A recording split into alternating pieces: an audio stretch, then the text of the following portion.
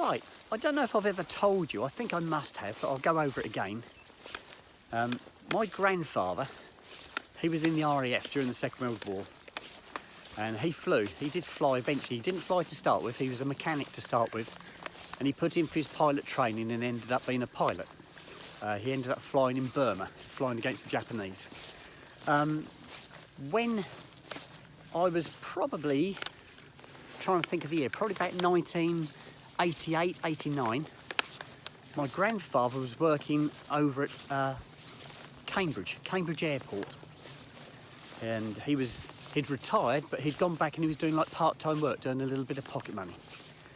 And he was working on the airfield side. And his job was to, I think when aircraft landed, he had to go and bill them for the facilities. You got charged for landing. You don't land at an airport for nothing. You have to pay a charge. And he was involved in that side of it. And one of the businesses on the airfield was a business where they taught you to fly in Tiger Moths. Now, my grandfather learnt to fly in Tiger Moths when he first went into the RAF and went in for his pilot training. That's what he was taught to fly on, the Tiger Moth. And the fella who owned these Tiger Moths, owned the business, was a friend of my grandfather's. He was an ex-RAF Blenheim pilot. And my grandfather knew him really well. And this Blenheim pilot said to my granddad, "Would you fancy coming up for a flight in a Tiger Moth?" And my grandfather said, "Oh no," he said, "I'm going to keep my feet on the ground now." He said, I don't fancy chancing it anymore. And he said, "I've got a grandson," that was me, "who'd love to come up in your Tiger Moth." And so it was arranged that I was going to go over to Cambridge Airport and I was going to go for a flight in a Tiger Moth. And it happened. I went over there. I can't remember if we had the children then. We must have, but I can't remember the children being there. But anyway, we went to the airport and I got myself all donned up, and I had the coat on, but I had like a big old flying helmet on and goggles. I looked really good, real sexy. And we climbed in this Tiger Moth and off we went. So off we go, we take off, we gain a little bit of height, and then the pilot said to me, "What do you fancy doing?" And I said, quite honestly, I said, "I'm not expecting anything." I said, I said, "The whole thing," I said, "is a real treat. You know, you do what you want to do." And he said, "Well, let's do a bit of hedge hopping," he said. So we dropped down really low and we flew along a river, and then he took a wide bank around a farmer who's in the middle of the field, ploughing the field up in his tractor.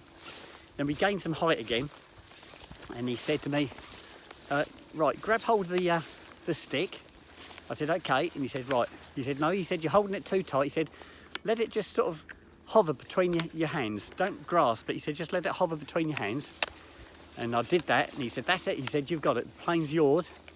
And he said, "Right, now bank it slightly." He told me what to do. He said, "Move the stick over slightly to the left and then straighten it up again." So I did that, and we banked to the left and straightened up.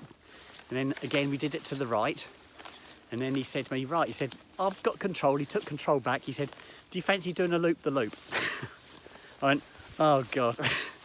You know what I'm like. I'm so bad travelling, guys. I said, "All right, go on then, go for it." So what he does is he puts the aircraft into a dive. So we build up airspeed, and then at the bottom of the dive, he pulls back, and up we go and over. Well, I'd gone green by green by this time, seeing the field above my head. Yeah. Anyway, we land. It was one of the most amazing experiences I've ever had in my life. I was so ill. I was so ill. I did manage to get home before I was ill, but I was so bad, guys.